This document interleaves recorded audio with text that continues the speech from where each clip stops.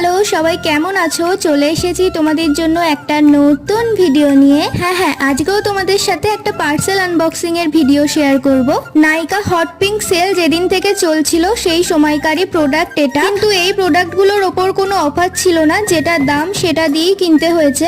এই এক মাস ধরে এত জিনিসপত্র কেনা হচ্ছে, এবার না ফকির হয়ে যায়।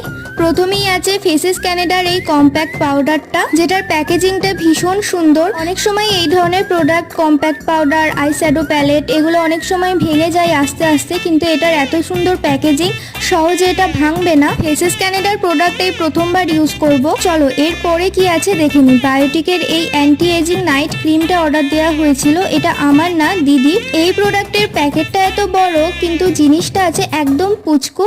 এটা স্মেলটা ভীষণ সুন্দর, একদম মারাত্মক। আজকে ব্যাস এই দুটো প্রোডাক্টই অর্ডার দেওয়া হয়েছিল। ভিডিওটা কেমন লাগলো অবশ্যই কমেন্টে জানিও। আজকের মতো টাটা।